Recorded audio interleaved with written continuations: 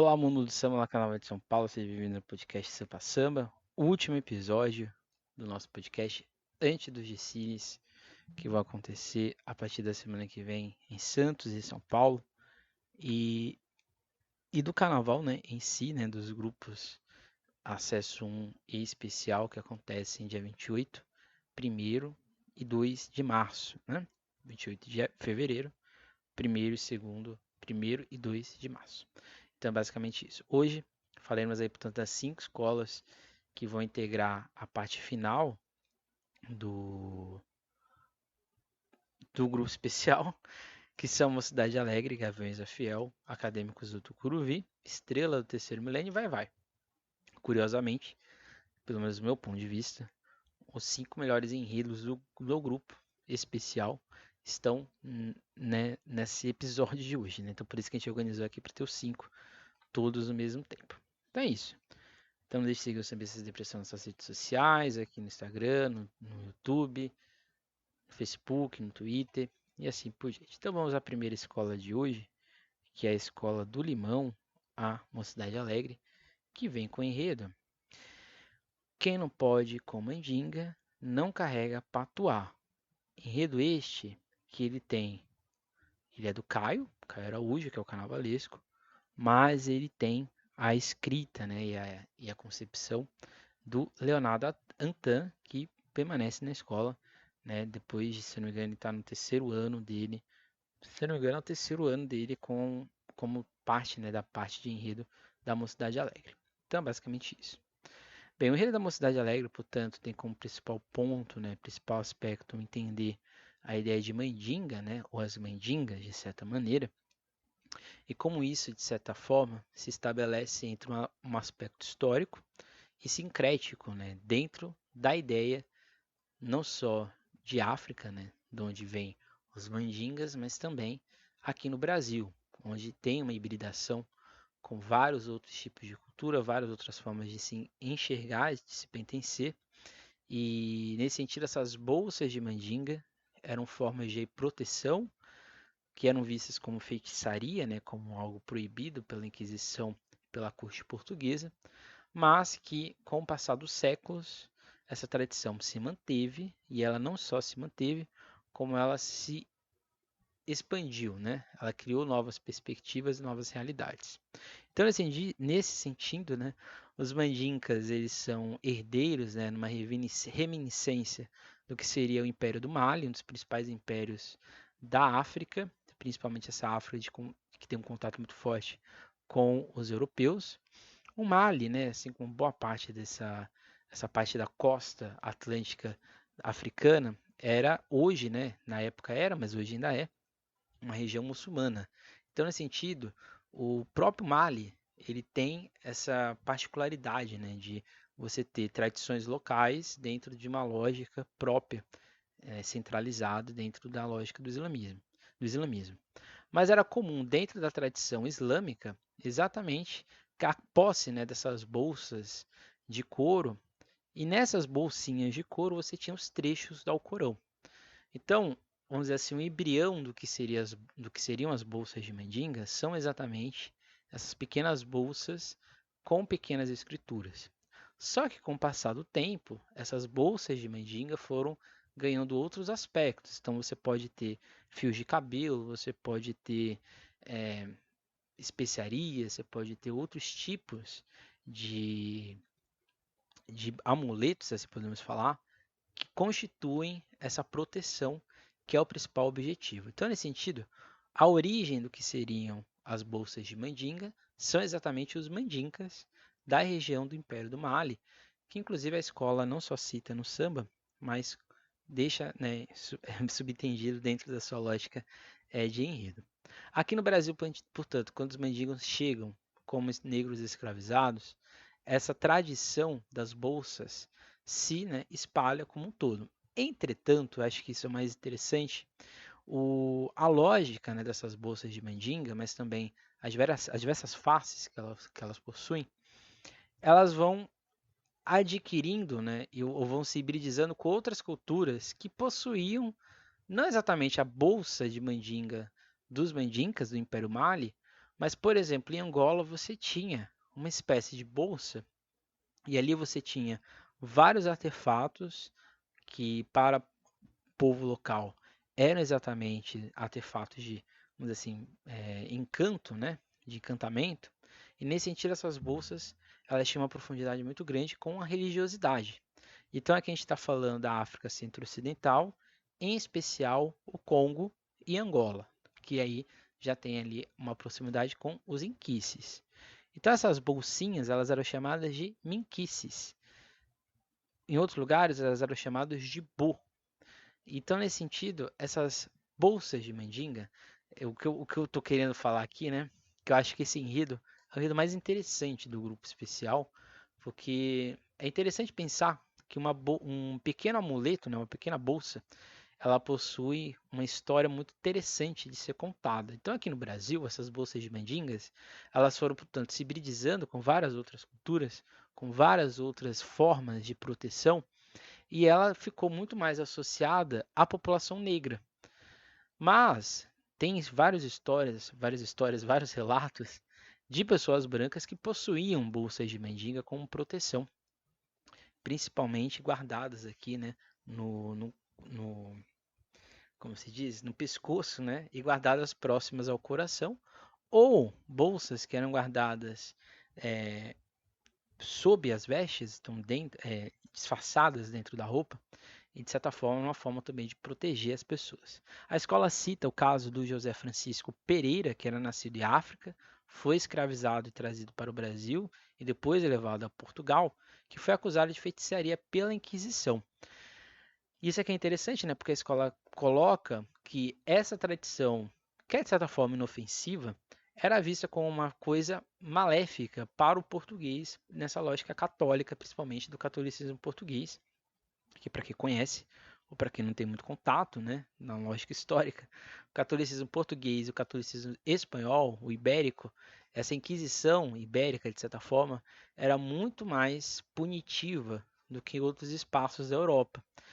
E, consequentemente, né, você está lidando com populações negras em que você tinha vários estereótipos que foram criados. Então, o José Francisco, ele era um símbolo dessa forma, porque ele fazia várias reinterpretações dos símbolos dessas bolsas de mandinga e distribuía, né, para dele, né, ele tinha próprio, mas ele também distribuía. Então, nesse sentido, ele é acusado por tanto de feitiçaria, vai ser exilado. Então, ele é um dos casos aqui. A escola também cita os malês, né, principalmente a revolta dos malês, em que você tinha a ideia das bolsas de mandinga com trechos do Alcorão também que eram repassados, bem como, né, a escola não cita, mas eu aqui vou citar, que é exatamente a América Espanhola. Na América Espanhola você também tinha relatos de bolsas de mandinga, né? Inclusive na alta corte, né, na nobreza mesmo você tinha.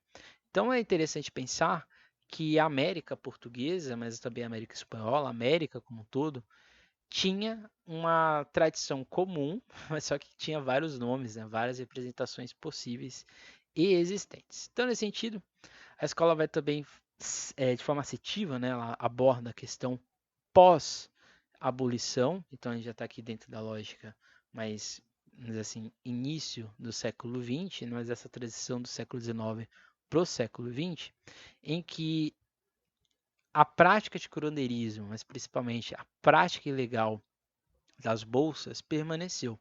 Então, mesmo no Brasil republicano, essa tradição, né, das bolsas de mandinga, elas eram confundidas como charlatanismo, né? Era como se fossem falsos médicos, né? Ou pessoas que tinham vamos dizer assim, uma percepção de que o que elas faziam um tipo ou outro de mal. Se no Império Português e brasileiro era um mal visto pelo católico, esse mal aqui é visto como anti-realidade. Então, é como se fosse algo fake, né? Uma mentira. Então, nesse sentido, vai demorar muito para as bolsas de mendiga se tornarem de fato um produto, vamos dizer assim, aceito pela sociedade. Isso vai acontecer principalmente ali dos anos 40, anos 50 em diante, em que você tem um afastamento, né, uma consolidação de fato de luta, né, e resistência. Então, as bolsas de mandinga, a escola coloca isso de forma muito certa, muito assertiva, é uma espécie de resistência dessa população negra escravizada que chega ao Brasil e que, de certa forma, A gente tem uma visão muito mais pela musicalidade, pela religiosidade de pensar a resistência negra.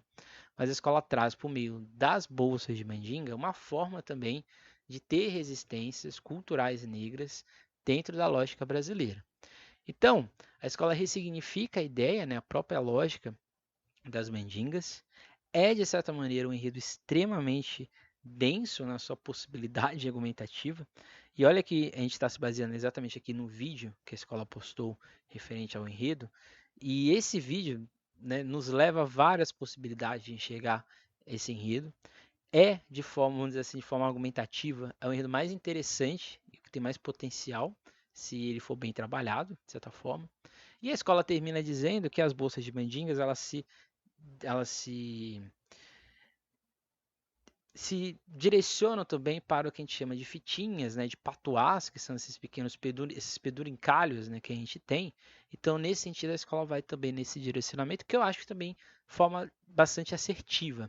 E termina dizendo que a própria Mocidade Alegre é uma espécie de amuleto, né, que cada torcedor da escola é como se fosse uma pedrinha nessa conta, nesse grande rosário, nesse grande terço, e o símbolo representativo da própria presidente, a Solange.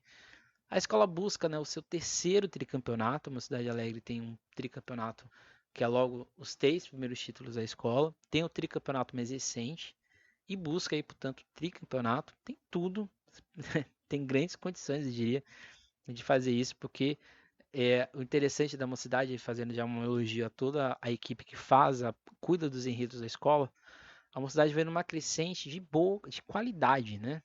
Normalmente a gente tem ou uma instabilidade nos enredos, ou uma zona de conforto também nesses enredos, ou uma queda de qualidade. A Mocidade Alegre não, ela está aumentando a cada ano a qualidade dos seus enredos. Foi assim com Yasuki, foi assim ano passado com Mário de Andrade e é assim este ano com a ideia das bolsas de Mandinga. É um enredo que eu gosto muito e é um enredo que estou muito ansioso para ver aí na pista. Então boa sorte a toda a escola e que tudo dê certo.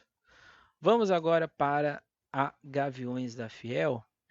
Aí já vamos para outro tipo de perspectiva, né? Gaviões da Fiel vai para o enredo Irinhajó e Miogissé, a viagem do espírito mensageiro. O enredo ele é escrito pelo Júlio Poloni e tem, né, a execução do Rainer Pereira, né? São os dois carnavalescos da escola. A Gaviões da Fiel vai para o primeiro enredo afro da sua história, uma reivindicação antiga, eu diria, né? Quando eu estudei a Gaviões no meu doutorado, uma coisa que ficava muito presente quando a gente chegava a Gaviões da Fiel é que a Gaviões da Fiel é uma escola popular, né? No sentido de ser uma escola que tem um público muito presente, mas ao mesmo tempo que ela é popular, os enredos da Gaviões nem sempre foram populares, né? E eles nem sempre, e assim, diria que a sua grande maioria, não tem uma preocupação de localidade de identidade, né? Durante muitos anos a Gaviões da Fiel ficou presa a uma própria identidade, que era uma identidade de reencontro, principalmente após os 2 rebaixamentos seguidos que a escola teve. Então, nesse período de reconstrução da identidade da Gaviões da Fiel, eu diria que este é o enredo mais maduro que a escola vem trazendo desde os últimos anos, principalmente desde esse período turbulento que ela passou entre 2004 e 2007. Então, nesse sentido, a Gaveza Fiel aposta num tipo de temática e narrativa muito inteligente. Acho que esse é um aspecto muito importante de ser posto aqui. A ideia do enredo é contar, por meio de uma história fictícia, né, de Orumilak contra Exu, e nesses caminhos que ele vai caminhando, ele vai propagando o seu conhecimento e conhecendo os países, né, que integram a África. Mas ao mesmo tempo que a escola faz essa história fictícia, ela a todo momento ressignifica e coloca, de certa forma, toda exemplifica, né? Coloca nome para a realidade dessas máscaras e principalmente desses rituais que são feitos. Então a máscara dentro do enredo da Gaviões da Fiel não é apenas um artefato artístico. A máscara conta uma história e representa uma identidade, seja étnica, seja de algum país e assim por diante. Então é muito assertivo, porque podia ser um enredo afro qualquer, com uma temática, podia ser afro-religiosa apenas, mas a escola optou por um outro caminho. Já adiantando aqui, acho que o grande perigo de um enredo como esse é exatamente as pessoas não entenderem ele, né? Se assim podemos falar. Porque você imagina, a escola, por exemplo, vamos supor, vai com 15 aulas, são 15 máscaras diferentes. Será que as pessoas vão entender essas máscaras ou vão entender a representação delas na pista? Então acho que esse é o grande desafio da Gaviões da Fiel. E por que isso, né? Porque é, sem sombra de dúvidas, uma das maiores sinopses do carnaval, acho que é maior até que da Tatuapé, mas acho que é diferente da Tatuapé, que era uma sinopse longa, que dava voltas e mais voltas e não chegava a um destino, o da Gaviões é longo, mas porque tem uma justificativa.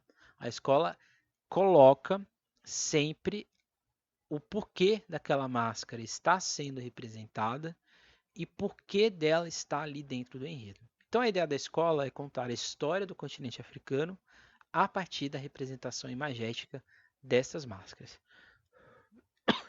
Então assim, a escola, portanto, vai utilizar as alas, né, para apresentar as máscaras que o espírito mensageiro concede a cada povo ao longo da sua caminhada.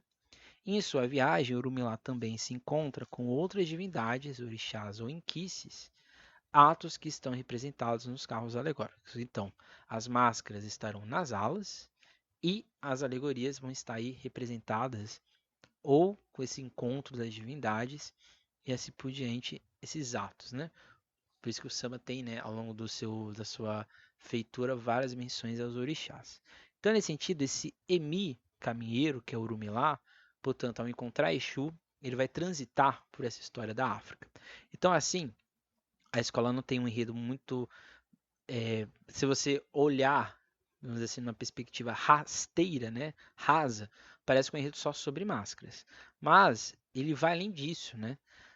Porque a escola, e aí eu acho que é um trabalho muito bom do Júlio Poloni, tem que fazer isso, e ele traça exatamente o percurso da presença de máscaras na África. Máscaras, né, no sentido de simbolismo, como um aspecto ritual, ou um aspecto de representação cultural, ela não é em todo o continente africano. Existem alguns países em específicos em que a lógica da máscara, ou seja, a representação da máscara como facetas, né, essa realidade da exploração, mas também como ritual para festas, poder, guerra, felicidade, agouros e promessas, está muito específica nessa costa atlântica e até ali a região de Moçambique, que é já o Oceano Índico.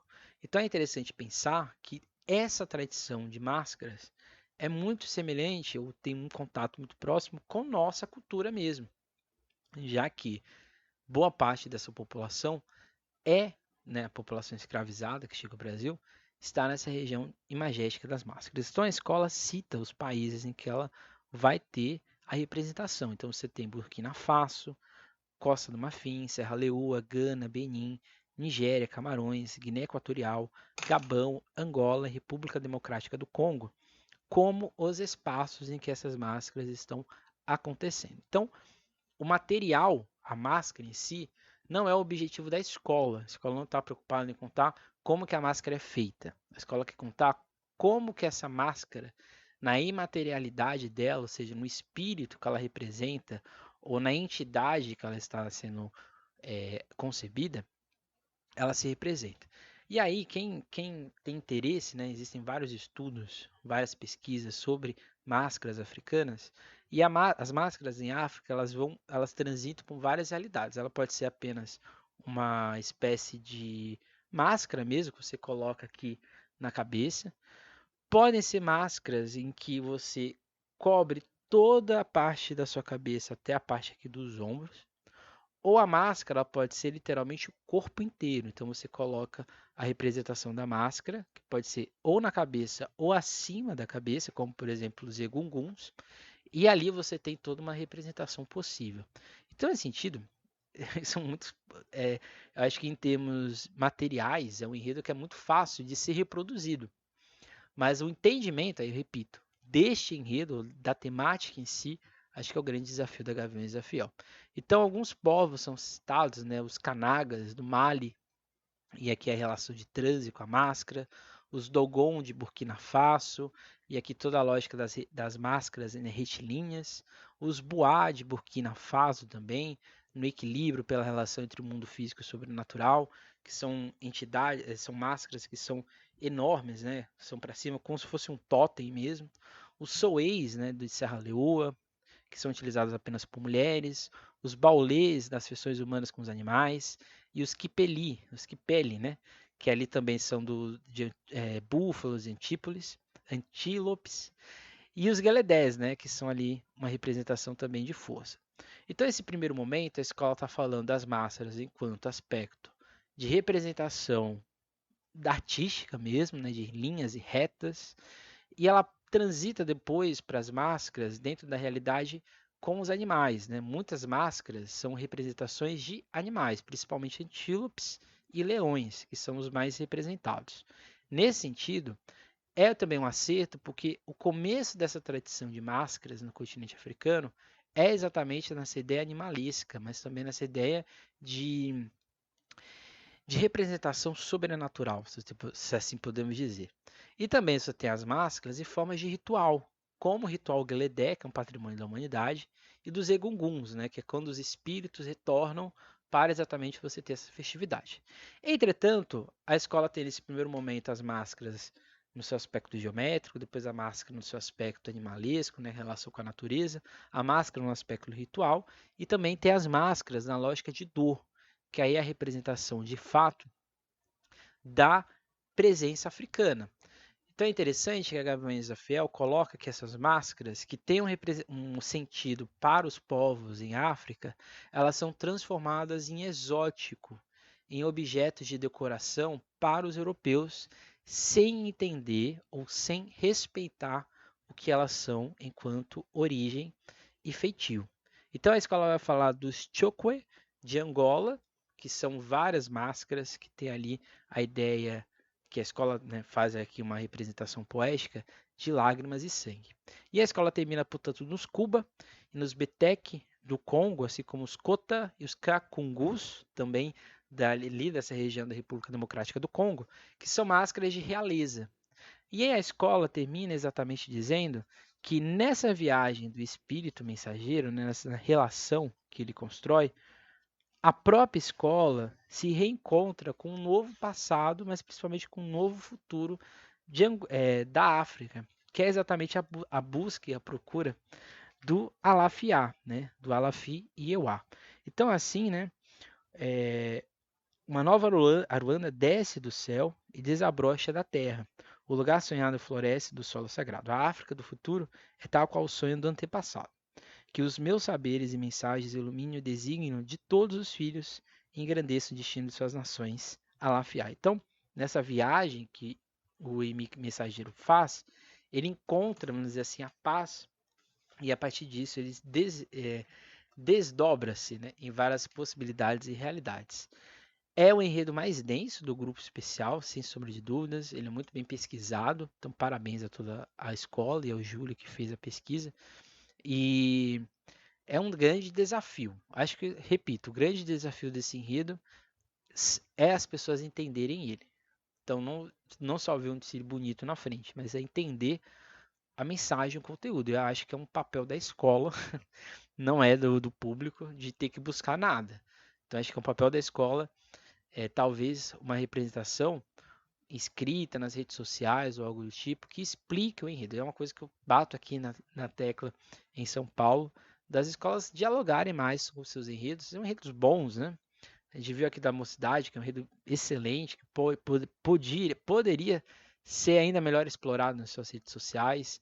O da Gaviões é o exemplo, e assim como o da Acadêmicos do Tucuruvi, escola que traz o enredo Assojaba, a busca pelo manto.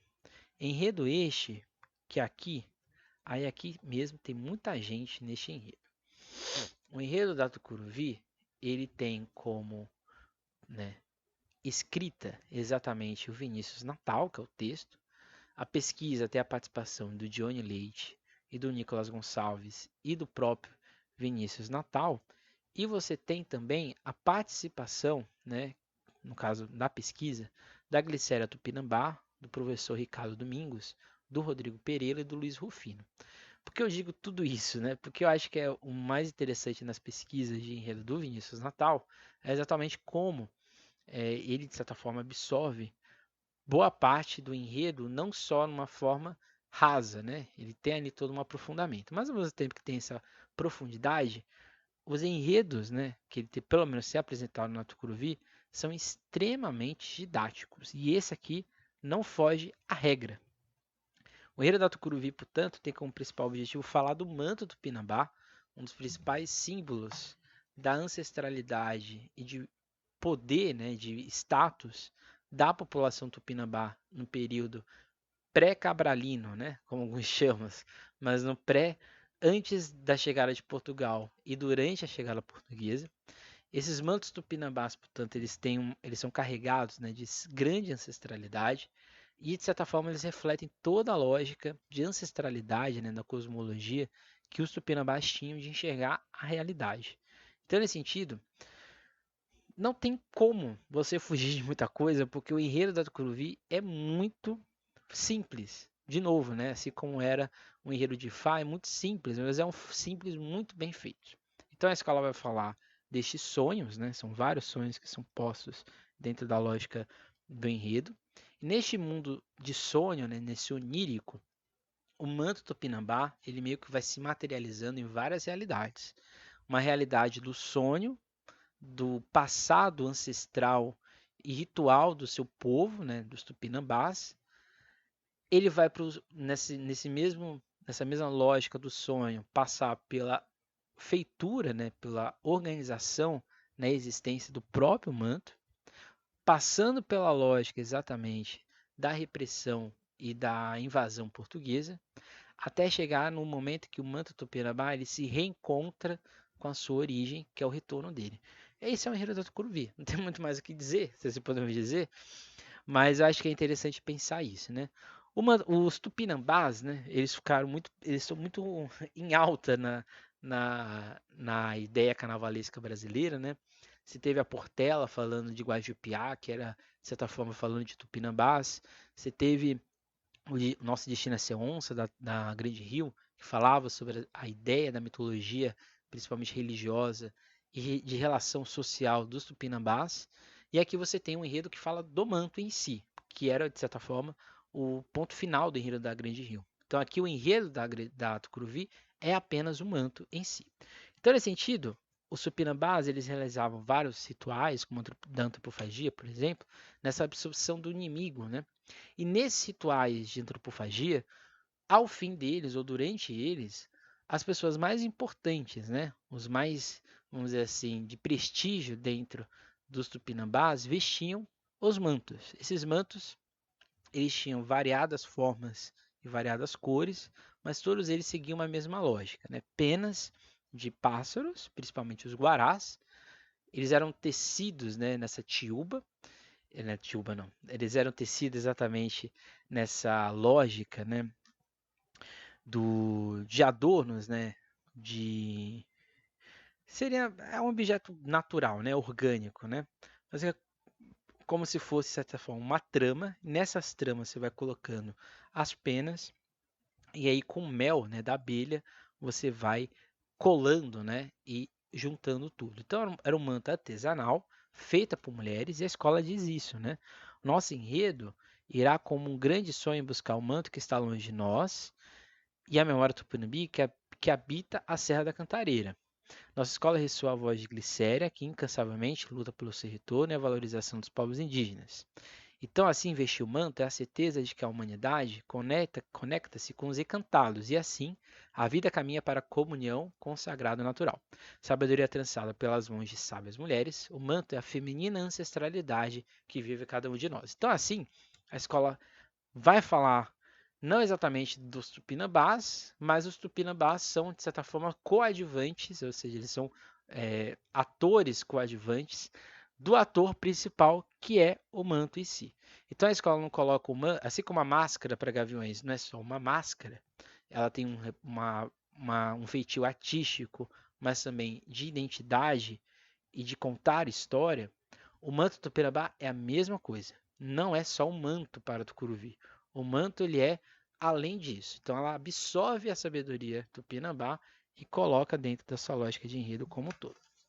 Então, nesse sentido, né, nessa realidade, a escola vai desenvolvendo o seu enredo em 4 momentos, né? O sonho da revelação, que é quando nesse ambiente, né, encantado, o manto vai despertar ou encontrar novos sonhos, novos caminhos dessa dimensão, e o manto vai guiando essa história.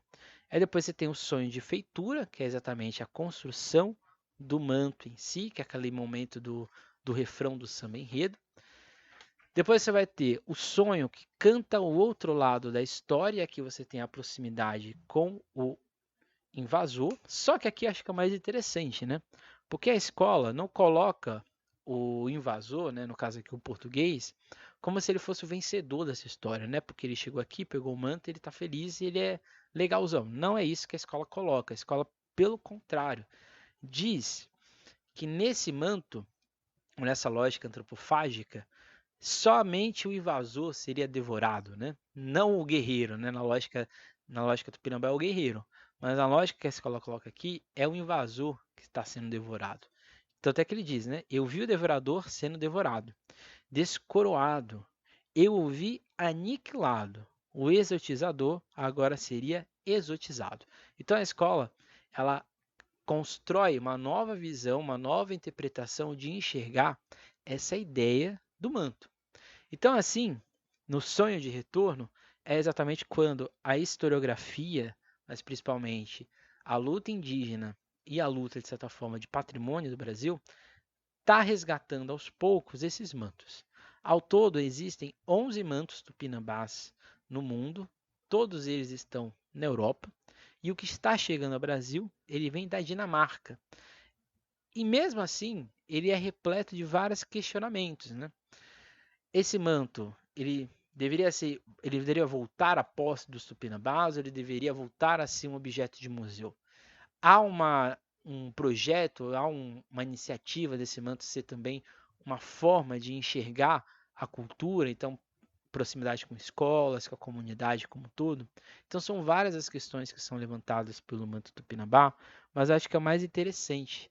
A escola a todo momento coloca esse manto como um objeto não só sagrado, ele é um objeto, de certa forma, de acolhimento de histórias e de perspectivas de futuro.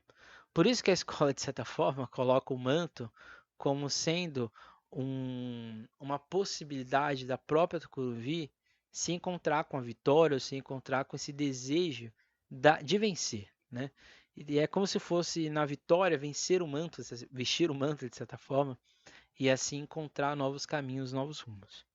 É um dos melhores enredos do grupo, sem sombra de dúvidas, é um dos melhores enredos do ano. E parabéns a Tucuruvi, que novamente eu fico feliz disso, né? Porque a Tucuruvi é uma escola que ali no final da década de 10 deste século surgiu, né? Despontou muito forte, mas com o passar do tempo ela foi indo por caminhos, né? Até chegar no rebaixamento, mas esse esse retorno da Tucuruvi é um retorno com objetivo. E acho que fica muito visível nos seus enredos, na forma como eles são contados, na forma como eles são representados. Como eu disse, é um enredo dos mais fáceis de serem entendidos, porque o samba conta muito bem a sinopse, e a sinopse é um espelho do que o samba é. É aguardar como isso vai ser representado na pista, né? Porque ao mesmo tempo que a história é interessante, ela tem os seus riscos, né? E principalmente os riscos de representação para não ficar na lógica, né, de quem está vendo muito repetitivo, né, nas representações, nos signos e assim por diante. Vamos à estrela do terceiro milênio, escola que volta ao grupo especial para fazer um enredo sobre a luta e a causa LGBT. Então, muito além do arco-íris, tire o preconceito do caminho, que nós vamos passar com amor, enredo que é feito pelo Murilo Lobo, que está na escola há um bom tempo, se não me engano, desde 2018, 2017, mas desde esse período. E a escola retorna, né, a essa lógica, né, essa ideia, essa perspectiva de crítica, né, de visão de sociedade que a Estrela do Terceiro Milênio tem feito nos últimos anos, né? Principalmente, por exemplo, eu vou assistir a questão da educação e da questão negra e religiosa, você tem o enredo das mulheres, né, de certa forma. O enredo do riso também era um pouco crítico, né? A ideia do riso, da risada, que nem sempre foi vista como positiva na história. Você tem também o enredo da coragem, o enredo das mulheres sambistas. Acho que o único que não é exatamente crítico, mas é de exaltação cultural, então, de certa forma, é o enredo social, que é o enredo sobre o Parintins. Então, nesse sentido, a escola tem uma linha de enredos, principalmente desde 2019, com potencial, né, de pesquisas, de lutas, de discussões. Esse enredo aqui não foge ao caso, né? Então a escola vai falar exatamente é um enredo manifesto, de certa forma, muito semelhante ao que a Vai fez ano passado sobre o rap. Aqui é sobre a luta do movimento LGBTQIAPN+. Então, nesse sentido, a escola quer trazer um manifesto de identidade, de questionamentos de preconceitos, de racismo, na busca de direitos humanos e da ética, referente a como a sociedade enxerga historicamente a população LGBT. Se a gente for pegar ao longo da história, né, por exemplo, a antiguidade, a lógica de gênero era uma coisa muito fluida, né? Era muito comum, principalmente em Roma, homens terem relações com outros homens, as mulheres nem tanto, os homens principalmente, mas os homens tinham uma relação muito grande com outros homens, mulheres também. E então, nesse sentido, não existia, né, esse pudor, essa ideia de que há um erro, vamos dizer assim. Com o período da Idade Média, que você tem né, um crescente movimento católico pelo mundo, você tem a visão heteronormativa, então você tem homens e mulheres. Então, nesse sentido, qualquer sociedade que apresentasse traços ou lógicas de se enxergar fora dessa lógica católica era vista como pecado. E quando os portugueses chegam ao Brasil, eles já dão de cara com pecadores, né? Que eram exatamente os tupinambás. Os tupinambás, eles não tinham distinção de gênero. A única distinção de gênero dos tupinambás ficava por conta da lógica de caça, ou né, o homem caçava e a mulher cozinhava, por exemplo. Era a única distinção de gênero dos tupinambás. No aspecto sexual e amoroso, os tupinambás tinham relações homens com homens, mulheres com mulheres. Então não existia, né, essa visão negativa de enxergar a sexualidade. Quando os portugueses chegam, ficam espantados, ficam horrorizados, e você vai ter aí o começo da perseguição LGBT no Brasil. Então é interessante que a escola traz desde os tempos de Cabral, ou desde o período de descobrimento, né, da invasão portuguesa, essa lógica de coerção e de aprisionamento do corpo LGBT, né, do corpo gay, lésbico e assim por diante. A primeira pessoa a morrer por causa da sua orientação sexual é exatamente o Tibira do Maranhão, que é um mártir da luta LGBT no Brasil, ou Francisco Caripira, né? E nesse sentido, é interessante pensar essa lógica, né, de como a Inquisição enxergava e como muitas figuras históricas foram silenciadas nesse processo quando a gente pega aqui no Brasil, como Felipe de Souza, Chica Manicong, entre outras várias pessoas, em que você ser, né, LGBT era como se você estivesse fazendo um atentado ao pudor, mas ao mesmo tempo você estivesse contra o próprio Estado português, né? Então você tinha terras confiscadas, você tinha é, exílios e morte, por exemplo, né? É muito semelhante, inclusive, não é igual, tá? Mas é muito semelhante à perseguição a judeus na Inquisição, né? Se você fosse judeu, você também poderia ir para a Inquisição, para a fogueira, exilado e assim por diante. Qualquer pessoa que era vista fora dessa lógica católica era um problema. Então, nesse sentido, a escola vai falando, né, no seu desenrolar sobre esses aspectos e vai falando exatamente da questão científica, né, de quando vai se tentar, de certa forma, encontrar uma coerência, uma justificativa científica de falar que você ser gay dentro da sua orientação, você tem algum problema mental. Então você tem durante o século XIX, início do século XX, vários casos em hospícios e manicômios de pessoas gays, né, de gays como todos, que foram parar nesses locais porque eles eram vistos como pessoas mentalmente fracas ou mentalmente corruptas, vamos dizer assim, na faculdade de juízo. Né? Então, nesse sentido, a escola vai falando desse aspecto científico até chegar no nazismo e nessa ideia, né, do gênero. E o nazismo, né? O nazismo tinha várias representações de estrelas, né?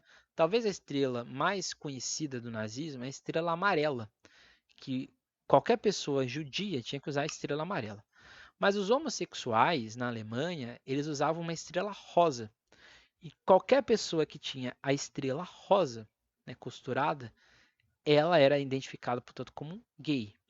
Então, nesse sentido, quase 10, 15 mil pessoas gays, né, homossexuais, foram mortas durante o nazismo. Né? São vários exemplos possíveis. Então, a escola faz esse questionamento histórico, não só no Brasil, mas também no mundo, e vai identificando, né, pontuando esses aspectos. Nesse sentido, a escola dá um pouco, um salto, vamos dizer assim, no tempo, e aí vai buscar como outros movimentos ao longo do mundo foram influenciando a lógica do movimento LGBT que vai crescer nos anos 60. Os anos 60 é um período crucial da história mundial, porque é nesse período, nesse encontro de realidades, que você vai ter várias perspectivas, né, ou várias realidades de enxergar o futuro, né, do país, do mundo, assim como um todo, que é exatamente os anos 60, principalmente 1968. E um ano depois, em Stonewall, você vai ter a grande, né, um grande protesto contra a violência policial a pessoas gays nesse bar, né, Stonewall, e ali você vai ter o crescimento, né, o apogeu do movimento LGBT, não só nos Estados Unidos, mas pelo mundo, né? Antes do movimento LGBT ser muito forte aqui no Brasil, ele foi muito forte na Argentina, né? Então o Brasil tem tanto é que por isso que é crescente recentemente, né, no governo Milei, essa realidade de enfrentamento às pautas conservadoras, né? Porque a Argentina é, de certa forma, o primeiro país da América do Sul, principalmente, a ter esse movimento mais organizado. E o Brasil não está longe, né? Só que aqui no Brasil, o movimento gay, assim como o movimento LGBT, assim como nos Estados Unidos, vai ficar meio enclausurado em bares, em boates, em vários esses espaços, vamos dizer assim, escondidos, e só com o tempo, e aí você vai ter, principalmente com a parada LGBT, a exposição desse orgulho. Então a escola é interessante como a escola vai construindo ao longo do seu enredo, que por mais que a comunidade seja atacada, ela encontrou vários mecanismos, né, vários escapes para se representar, mas principalmente ter orgulho. E é muito interessante, né? O movimento negro no Brasil, o primeiro momento é a educação, depois é o reconhecimento do crime de racismo, né, de preconceito. E por fim, né, que é a luta atual, de reconhecimento, né, de consolidação dessas identidades. O movimento LGBT ele vai por um caminho diferente, né, ele vai pelo caminho do orgulho. É pelo orgulho, primeiro, individual, que a gente vai conseguir o coletivo, que é exatamente, entre aspas, o respeito, né, de todos. Então, nesse sentido, você tem vários nomes, né? Miss Biá, você tem Márcia Pantera, Silvestre Montilla, entre outras várias, que têm representações nestes bares, nesses espaços, vamos dizer assim, reservados. Porque se você saísse, por exemplo, uma drag queen saísse de drag queen durante a ditadura militar, ou ela levaria porrada ou ela seria presa, né? Por atentado ao pudor. Então, o atentado ao pudor por ser gay no Brasil durou décadas. Então, a gente está muito mais distante numa realidade de liberdade do que próximo na realidade. A gente está mais próxima de uma realidade de, de cerceamento do que uma realidade de sair deste quadro. Então, isso a escola pontua muito bem. Nesse sentido, a escola também pontua os diversos movimentos que têm relação com essa luta. Então você tem o Lampião, você tem vários outros espaços que vão questionar essa ideia, né, do preconceito, mas principalmente denunciar essa matança que existia, de certa forma, liberada pelo Estado. E você vai ter também a questão do afeto, principalmente o afeto das mães, o afeto religioso, principalmente de matriz africana, e aí você vai ter essa celebração dessa cultura e dessa realidade. E aí, por fim, né, você tem a escola contando o samba, né, principalmente tendo Alice Brandão como emblema, mas também outros personagens que vão estar ali passeando pela história, né, da luta LGBT para o Brasil. É um enredo que, de certa forma, ele é muito grande, né? Ele é muito amplo, são várias perspectivas que a escola conta e várias perspectivas que a escola retrata. Então, nesse sentido, é um enredo, de certa forma, que eu acho que para o público que estará vendo, vai ser de fácil clareza. Entretanto, vamos ver como a escola comportará, né? Vai se comportar nesse conjunto todo, né? E mas é evidente que há um trabalho muito grande, né? Muito amplo de valorização da cultura e da identidade LGBT no Brasil e no mundo. Então, vamos ver aí como que a escola vai apresentar na pista. Eu já sei mais ou menos o que vai acontecer, mas a gente tem que esperar ver o que acontece. Então a escola também vai criticar, né, dentro na lógica do carnaval em si, que o carnaval está muito mais distante também de ter um reconhecimento da cultura negra do que necessariamente da cultura negra, da cultura LGBT. Ele está muito distante disso, né? Embora a gente propague o carnaval uma festa inclusiva, ele não é totalmente inclusivo assim, né? Então a escola também faz esse questionamento e aí deixa no ar, né, essa solução que não há solução, de certa forma, dentro da realidade existente. Então, é um enredo muito bom. Vamos ver como vai ser desenvolvido na pista e como isso vai ser, como isso vai acontecer, de certa forma. Vamos ao último enredo. Eu agradeço, né, porque não aguento mais falar, gente. São quase 2 meses produzindo conteúdo e finalmente vai terminar agora. O último enredo é a Vai Vai, que vem com o enredo O Xamã Devorado e a Deglutição Bacante de quem ousou sonhar desordem. Enredo este que tem como principal objetivo falar de Zé Celso, né? Um dos principais nomes do teatro brasileiro. E acho que aqui já aqui tem um grande acerto da escola, né? Porque o Zé Celso, né, ele, por mais que ele seja um grande ator, ele talvez não seja tão conhecido para o grande público, principalmente o público mais jovem, né? Já que o Zé Celso ele faleceu, né, recentemente, mas o apogeu do Zé Celso é exatamente na ditadura militar. Então, não é todo mundo que viu uma obra do Zé Celso pessoalmente. Então, a escola, de certa forma, faz um resgate da importância de Zé Celso, não só para o teatro, mas para a história cultural e política do país. Isso acho que é essencial, né? Acho que isso é uma marca muito importante da Vai Vai e que se reflete aqui em vários tópicos e em várias realidades existentes. Então vamos lá, né? Vamos ao entender o enredo, né? O enredo, para a gente entender o enredo, a gente tem que entender quem é Zé Celso, né? Então Zé Celso ele nasceu em 1937, ou seja, ele nasceu no ano que o Estado Novo foi implementado. Se a gente for pegar 37 até 45, é quando o Estado Novo vai sair de vigência, a infância do Zé Celso foi esse Brasil nacionalista, né? Esse Brasil de uma identidade forjada nos mitos das três raças, né? Essa construção de patrimônio que o Getúlio Vargas cria para o Brasil.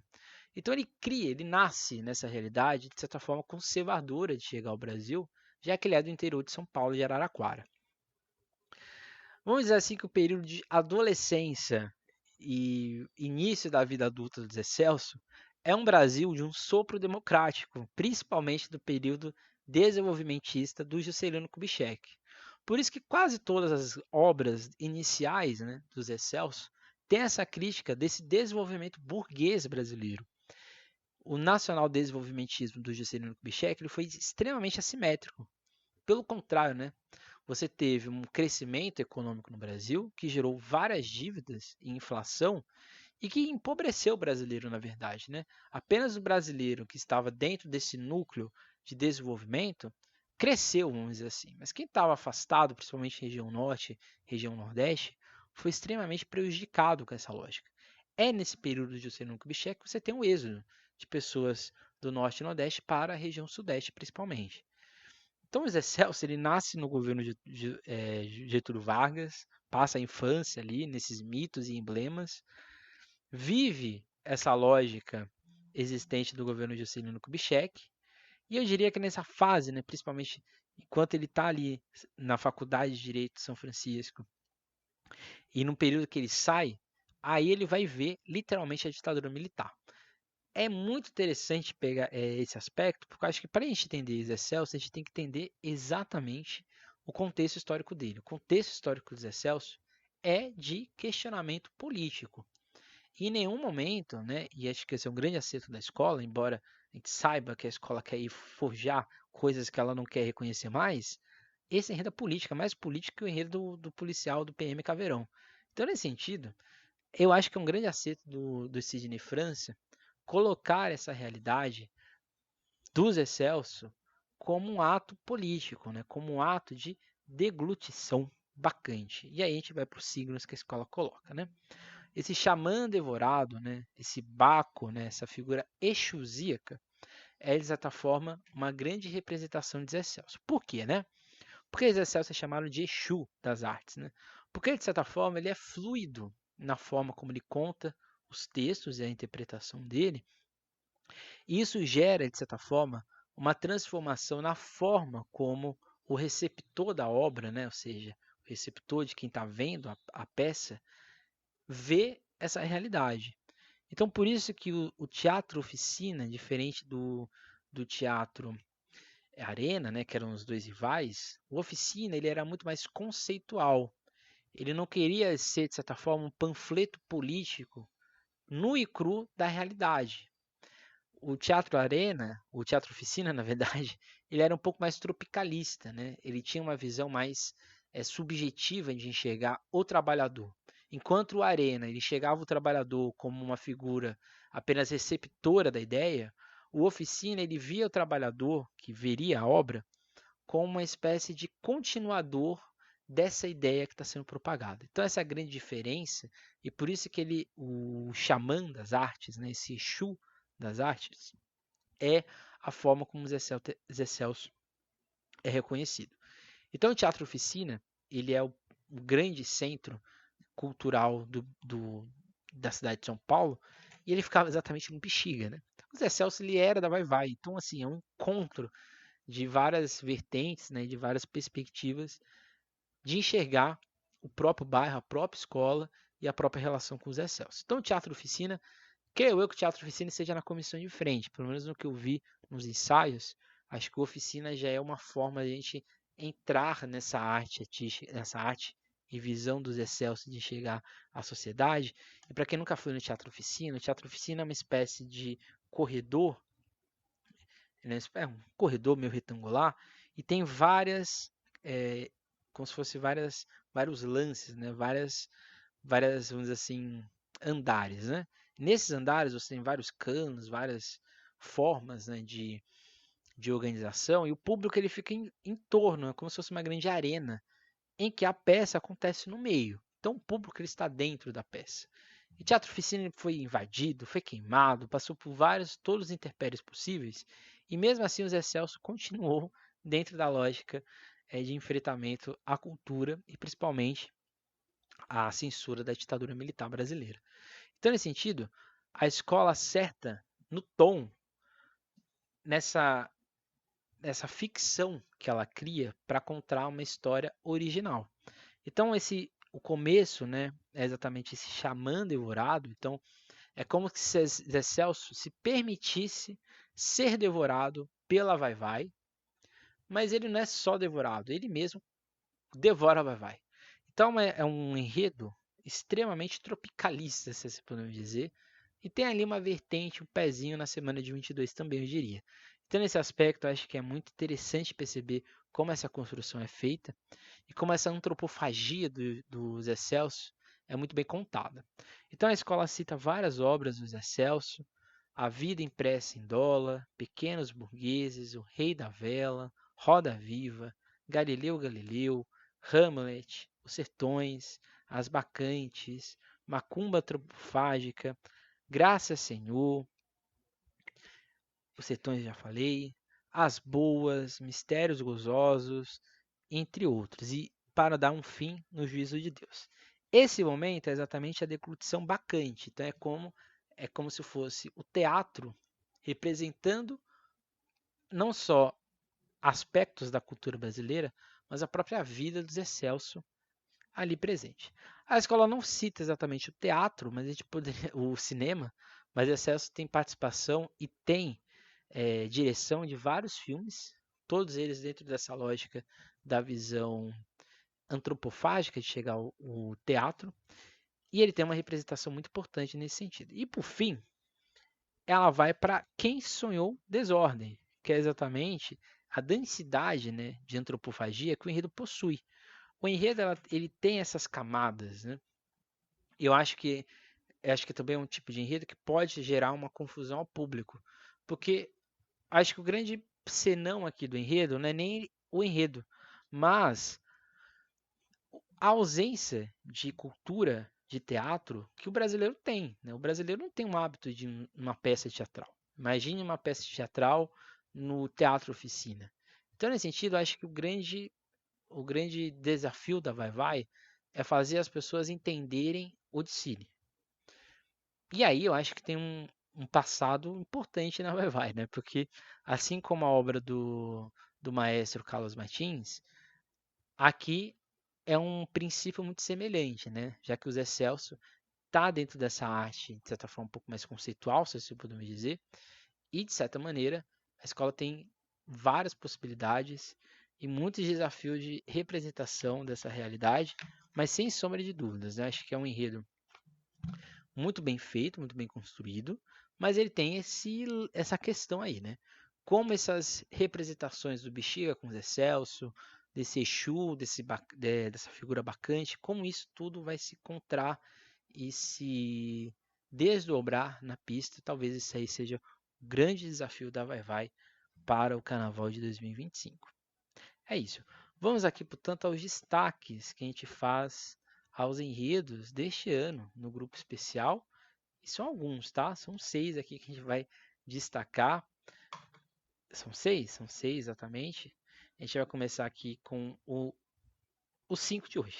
Essa é a grande realidade. Acho que Tucuruvi, Mocidade Alegre, Terceiro Milênio, Gaviões da Fiel, Dragões e Real e Vai Vai. Acho que são estes os 6 grandes enredos do grupo especial. Eu colocarei aqui um sétimo, a Mancha Verde, mas eu acho que esses 6 aqui são muito bons. E nessa ordem, acho que da Tucuruvi é o grande enredo do ano. Da Mocidade, para mim, é o segundo grande enredo deste carnaval. Em seguida, a Terceiro Milênio. Lá na quarta colocação, colocaria a Gaviões da Fiel. No quinto posto, ali, a Dragões da Real. E a Vai Vai, neste sexto posto de enredos. Claramente, os enredos vão mudar, né? Porque você tem a passa, você tem as fantasias, as alegorias, né? Você tem a pista acontecendo, né? Provavelmente os enredos vão mudar, mas eu percebo que esse ano o grupo especial fez enredos muito bons.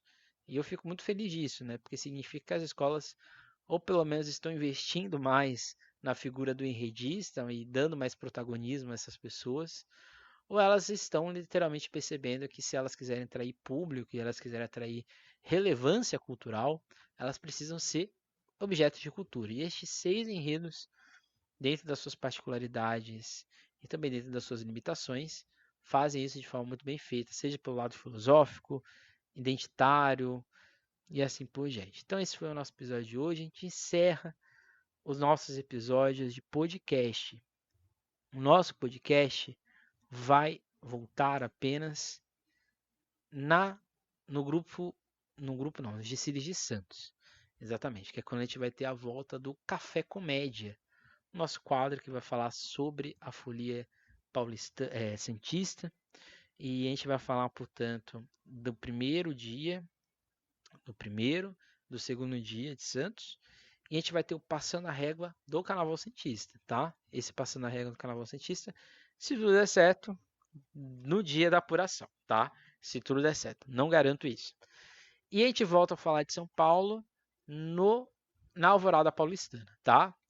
Que confirmado, né? Vamos estar no acesso 1. A gente não iria, mas teve mudanças nos Sambistas da Depressão, referentes a Oscar, essas coisas todas. Também a transmissão do Carnaval do Rio de Janeiro. E com isso, entre aspas, fui liberado, vou a retornar a São Paulo. Então, a gente vai estar no acesso 1, então a gente vai ter lá em loco todos os desdobramentos dos desfiles da escola do grupo de acesso 1. E a gente vai voltar com a Alvorada Paulistana e o Passando a Régua São Paulo, que é o último da temporada de carnaval. Espero que vocês tenham curtido o quadro que continua ainda nas próximas semanas em texto sobre as escolas. Aqui no áudio Aqui eu tenho mais possibilidade de expressar mais detalhes críticos, né, e analíticos dos enredos. Novamente, quem ficar desconfortável, sentiu que foi ofendido, desculpe. E é isso. Bom carnaval a todos. Minha voz agora só para frente, né? Não vai ter mais minha voz, só os textos. Então, mais para frente a gente retorna.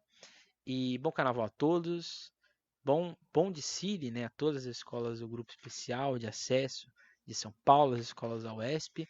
E o pré-carnaval nosso no podcast termina hoje. Retornamos aí, portanto, na semana que vem. Se ser na semana que vem? Se ser na próxima semana, na outra a gente retorna falando de Santos. É isso, gente. Até mais. Até a próxima. Nunca esqueçam e nunca deixe de sambar.